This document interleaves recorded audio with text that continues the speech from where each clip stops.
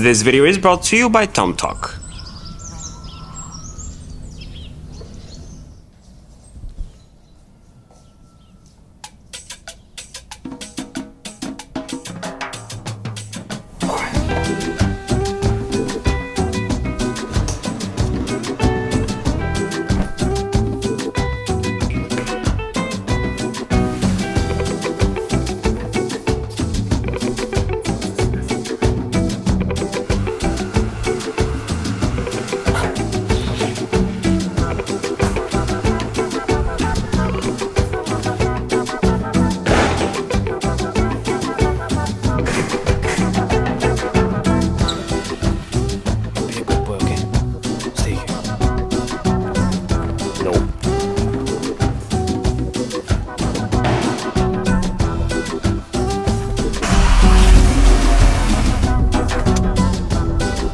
Now, regular viewers might question me, since in my last day in the life video with the iPhone 14 Pro Max, I stated that come the iPhone 15 Pro, I will be sticking with the largest of models because of two primary reasons: battery life and keyboard experience, or typing experience, something that is of utmost importance to me.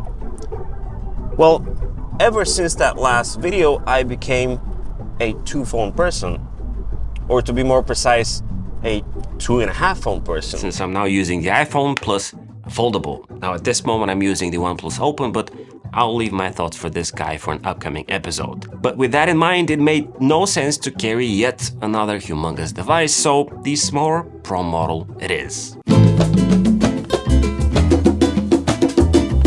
While wanting to spare my pockets, I picked the 15 Pro in natural titanium in 256GB of storage. Now at this point, I wouldn't call an iPhone a Pro model while starting at 128GB. For a phone that shoots log and is taken on serious video productions, I believe 256GB should be the new $999 de facto, but you know, maybe next year. What I mentioned in my initial review of the 15 Pro, however, and I'll link that video towards the end of this one, is that for the first time you can actually save cash by staying with a mid or lower storage tier, while witnessing no limits in terms of video shooting capabilities with the existence of USB-C and the ability to shoot on external drive, which I'll show you how to use properly in a bit. By the way, if you end up enjoying this video, subscribe, because why not?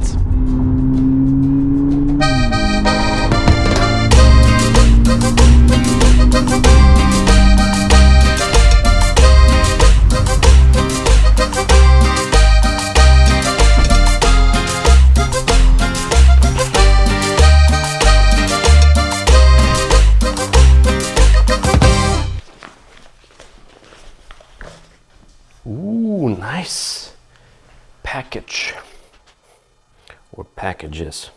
Okay, so here's something very useful. With the shortcuts attached to the action button, I can do this and just say open blinds and open IKEA's app, which is one of the quickest ways that I can lift up and let some light in. Not bad at all. Okay, so in the meantime, let's see what packages we have here.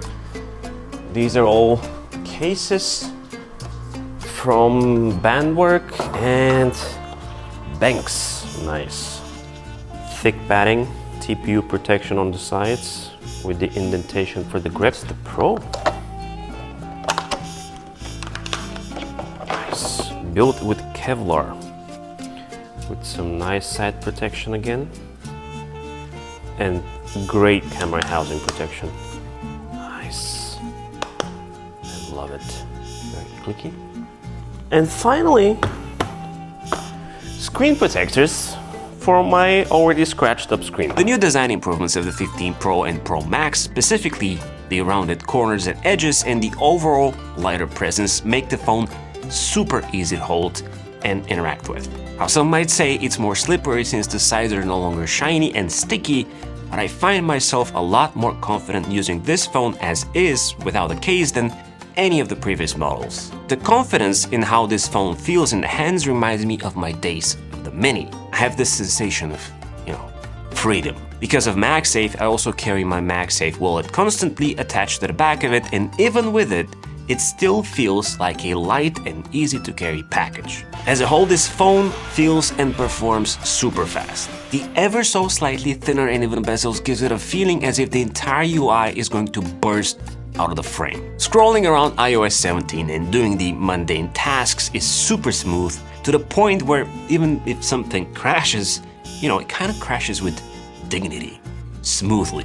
Sadly, with the latest iOS 17 updates, there's hardly a case to document a crash because everything is rather stable. Of course, all that battery performance is to be expected since the A17 Pro chip inside this phone is very close to the MacBook Pro M1 performance, which, as much as it makes me happy, it also, makes me sad because I know Apple will never do something similar to DeX. With the inclusion of USB-C, however, things are getting close in the means of the ability to plug the iPhone to a desk setup and perhaps, watch something. Okay, so it is 1:30 p.m. and the iPhone is at 73% battery because I managed to top it up in the car. And I want to see how fast I can drain the battery playing Resident Evil. So I'll spend about 15 minutes and let's see what happens afterwards. Okay, so I couldn't last 15 minutes in Resident Evil. And we are at 65% battery.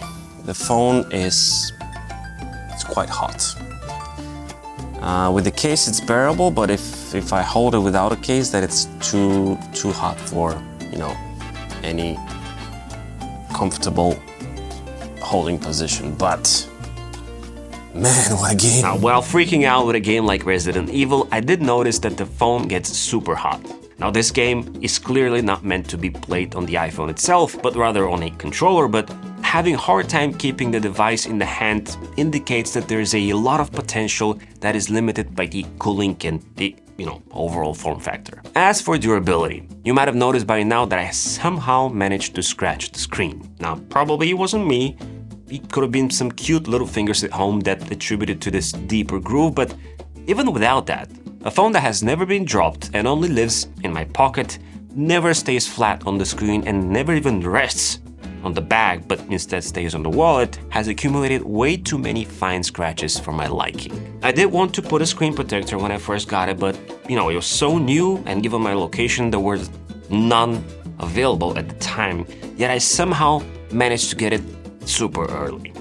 But I guess it is what it is. Because of this two-phone person situation, I started using sling bags as part of my everyday carry. Currently, I'm using the TomTok Explorer T21 X-Pack, which is a 4-liter sling bag that can be carried on the back and easily accessed by pulling it over and kept entirely front side with its ideal horizontal position. Enhanced by X-Pack translates to sailcloth technology, making it 100% waterproof, including water-resistant YKK zippers. It's lightweight and minimal looking while having bright orange interior that helps locating the items inside a breeze. There are multiple internal pockets for tech and accessories such as phones, power banks, cables, and even the Nintendo Switch. With TomTok, there are color and fabric choices galore, especially if you go for the classic Explorer Sling version or the TomTok U, which comes in 25 colors, 2 fabrics, and 7 modules, giving you over 23 million possibilities. So if you want to give your pockets a break, check out TomTok's X-Pack and full range of slings by following the first link in the description below. The addition of the action button that replaces the silent switcher that have existed since the beginning of time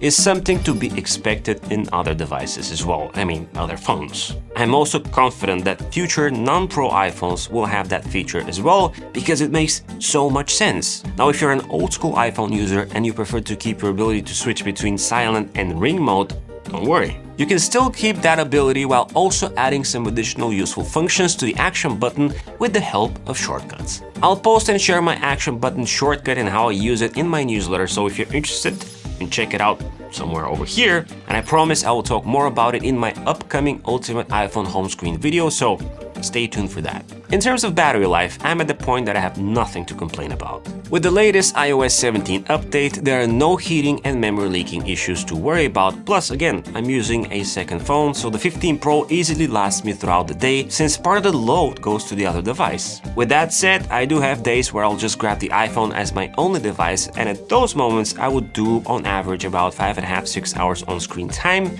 with the need to place it on the charger shortly before bedtime. But this is very similar to what the iPhone 14 Pro offered last year. Plus, I have equipped my vehicles with MagSafe chargers, so I'm indeed compensating my waste drainage in my 30-ish minute commutes. There has never been a more compelling camera upgrade than the 15 Pro and Pro Max. I did talk more about this in my review, which I'll link below, but man, the 24 megapixel photos are super impressive. I was honestly surprised to see so many people saying that the 15 Pro camera is very similar to the iPhone 14 Pro from last year. I honestly see a massive difference in the main lens photos the 15 Pro is taking. There's so much more detail and clarity no matter the lighting conditions, and all this in a file size package that retains the live photo info and the depth information, allowing you to edit a regular photo after the fact and turn it into a portrait masterpiece. Furthermore, all that power that comes with a chip inside really shines when it comes to the speed of this phone when taking photos. There's almost zero lag and the phone recognizes faces and animals on the fly, ready to retain,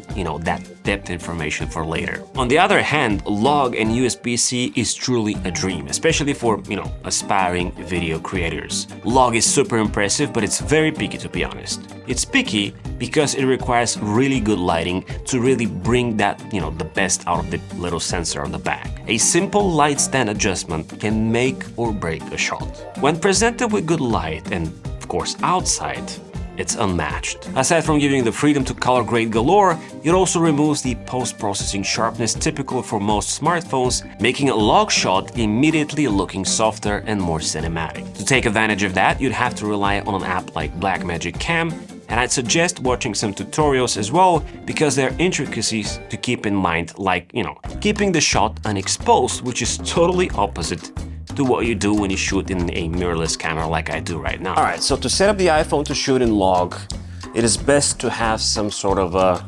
contraption so that you can attach the actual SSD drive to the phone. Now, I know for a fact that there are already some solutions out there on Amazon, and maybe some other creators made some of them, where you have like a holder that keeps the SSD attached to the back of the iPhone. But if you don't have that, you can use multiple attachments for that purpose, like I do here, which is just a regular tripod mount with a Moment MagSafe mount, which can keep the phone in place. And on the other side, I have this secondary phone holder, which I can just place here and mount the SSD to it. So let me just do that. So this is what it looks like. Place the phone here, attach the SSD here, and just use a USB-C data cable for the transfer. Now, it could be in reverse, of course. Then the rest relies on the camera app itself. Now, by default, the camera app on the iPhone is very limiting in terms of manual settings. You can pretty much do tap to focus or hold to lock the focus and the exposure, but that's pretty much it. So for that purpose, you can download an app called Blackmagic, like I mentioned earlier, that gives you pretty much all the features that you might require. So if you come closer, I'll show you what it looks like. So if we go to the main settings, I'm shooting in Apple ProRes 4K, Apple Log HDR, and of course there are other settings that you might want to change. Once all the settings are complete, it's a matter of hitting record and just taking your place to start, your production. Now, as I mentioned earlier, the log format and, specifically smaller sensors are picky when it comes to light. As we saw in Apple's own video, that we're using massive lights to make sure, all these subjects are well lit. So make sure, if you're not shooting outside, that your internal shots are well lit, because the difference between what we have currently and if we lower down the light, bring it closer to me, to what we have now, you can judge yourself and tell me in the comments, but it's a massive difference. So keep that in mind. The iPhone in log requires a lot of light. If you've seen the latest M3 keynote by Apple, you'll really be able to give this phone Pro justice and appreciate the video shooting capabilities and the power of the USB-C port. I know Apple was late to the game, but man, did they deliver. I believe the most impressive part of this long overdue edition is, how new this is in the lineup and yet how stable it works. As I showed you earlier, you can plug this phone in a desk setup and enjoy games and entertainment at its full external monitor and speaker glory while being able to use it even with a keyboard and mouse. External hubs, SSD drives, camera monitors, everything is there and it works without lifting your finger or adjusting a single setting, which is a good thing and a bad thing at the same time. Yet, if you're just a regular user who, uses the iPhone as a phone and nothing else, it will be very difficult to notice the benefit aside from having to carry just, one USB-C cable or maybe being able to charge your Apple Watch.